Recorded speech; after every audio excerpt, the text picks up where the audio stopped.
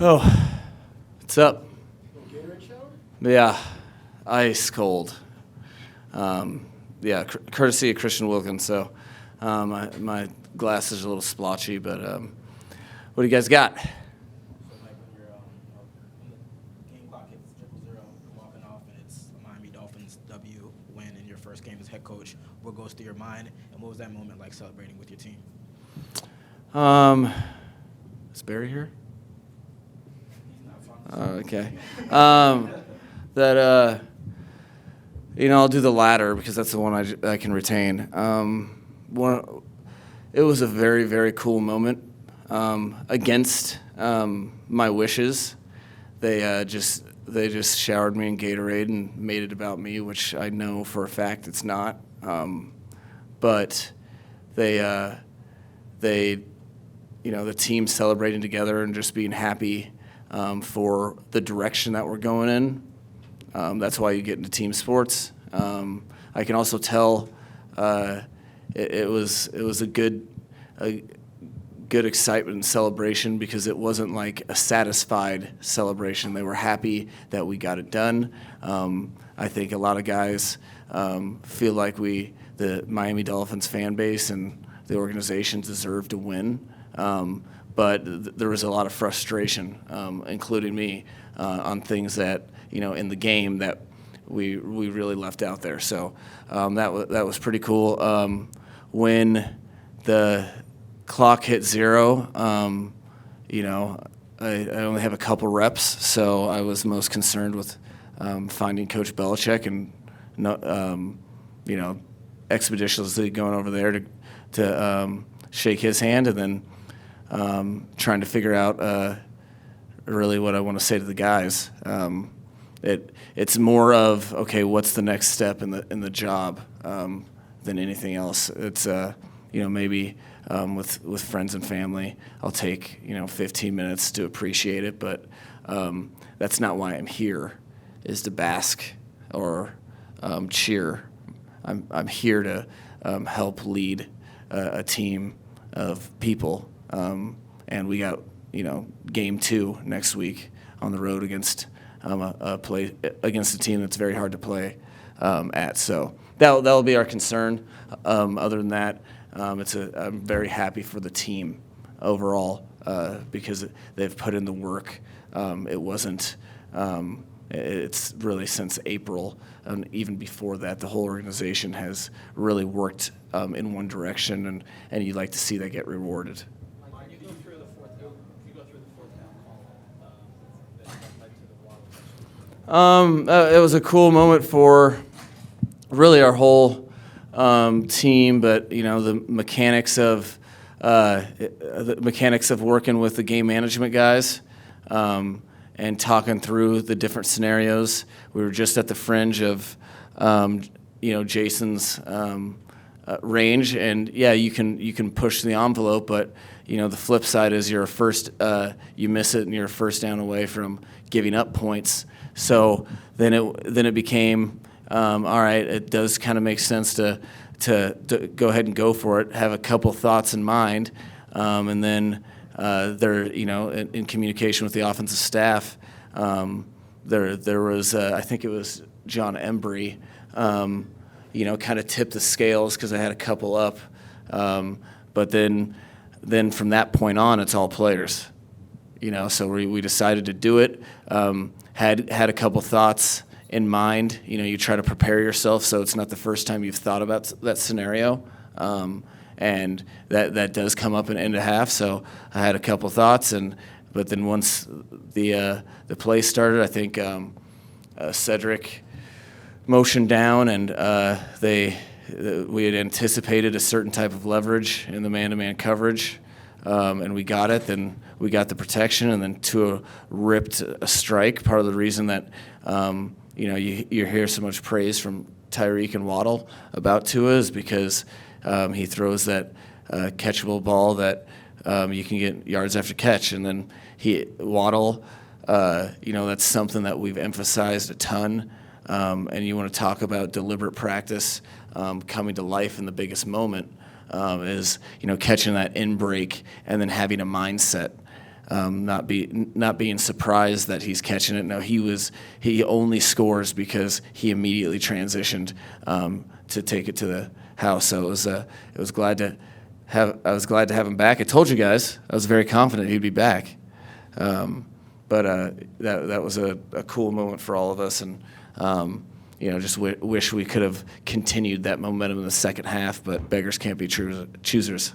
Talk about the way the defense stepped up on multiple plays, whether it's X tipping it to Javon Holland, the strip sack from Ben Jones for a touchdown from Gatorade. Yeah, no, this is. I told the team last night. I thought it was important that you guys were introduced to the offensive players in the offense, but this is still the defense's team until proven otherwise, and they valued that. That was important to them when they heard that, and they wanted to prove me right, and they sure did. There's a defense is funny where you have so many guys that are competitive and have high standards, and then you're giving up some yards and you're driving down the field. Well, it's a classic example of the other team has to score, so don't panic, and then wait for your opportunity and seize it. So that was a huge momentum turner. The pick with ex PBU, and then Javon coming in and making a play on that. Who knows what the game looks like without that one. So those are a ton of examples that we'll be able to learn from. But I thought it was good that the defense deserved to get some. They put in the work. They've it is the stage now where they've been able to play together for a while, and so that means a lot to them. They want to. They have a standard that they want to employ that everybody knows when a Miami Dolphins game occurs that you're going to have to deal with this defense. And, we're +3 in the turnover margin, which that's probably the biggest indicator that you'll ever have. I think that's factual, actually. 87% or something. Anyway, you guys can check that but that was the real story of the game, was being able to protect the ball and in the game +3. How did you decide Tyreek was the plan to get him involved that much that early, and just speak broadly, I guess, on the impact he had? No, I mean, Tyreek made some plays. Our plan is always to get him involved. Defenses can kind of dictate the terms, so you try to, this was a difficult game plan process with him in that regard, because they've, over the years, he's been doing it for so long. Coach Belichick has done a ton of presentations, so you're not really sure, how many times you want Tyreek at the point of attack.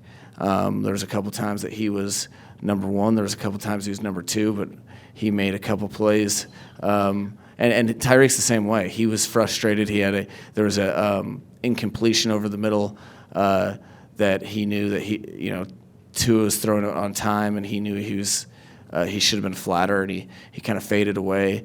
He got mad at himself there, and there was a couple during the game that he was frustrated, which is what you love about him, and that's what you need from your captains. So I think each and every game we'll do our best to feature him, and unless the defense has to fully commit to take him away, which is good news for the Miami Dolphins, because we have some other playmakers, which you guys saw today. There was a lot of plays that were made and by a lot of guys, and then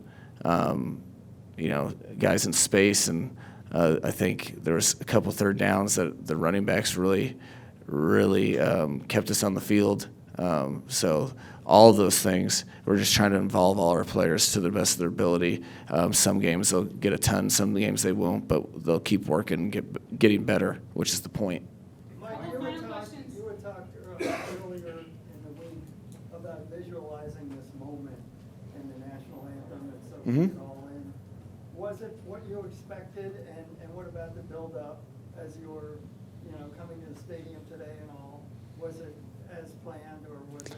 No, it's interesting with this role, and you may call BS on this or not, whatever. But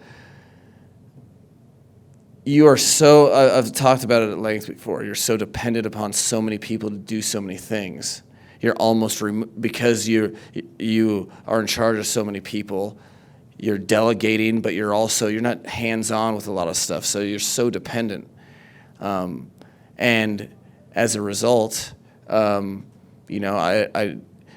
never felt isolated in the least in this moment. So probably the last, decade of football was probably the most relaxed and comfortable that I've been for a game. And it's the honest truth. And it's because you're from this scope, you are, yes, you're making play calling decisions, and a lot of your planning, you have to pay the piper. It's black and white, win or loss. But it's not about that. It's about doing right by all the people in the building, by the players, facilitating them coming together, and then we go out and have fun doing what we do. Because if you work the right way, you shouldn't feel stressed or nervous. So to be honest, it was what I was kind of starting to piece together in the preseason that, maybe this is right, wrong, or indifferent. We'll see at the, each game how it plays out. But I felt very comfortable, and there wasn't really any nervous energy or anything like that, which was cool. That I felt like the players were that way too. Final question. Mike, you first NFL win as a head coach against Bill Belichick. What are your thoughts on just that statement alone, and what do you think about when you hear that? Man, I wish all you had to do was win one game. Because that'd be cool. That's not the case. So I'm kind of thinking about week 2. Again, time for reflection will come on my own time, not other people's. And right now, people don't need me to sit and think about my win-loss record. They need me to do my job, and that's what I'm focused on.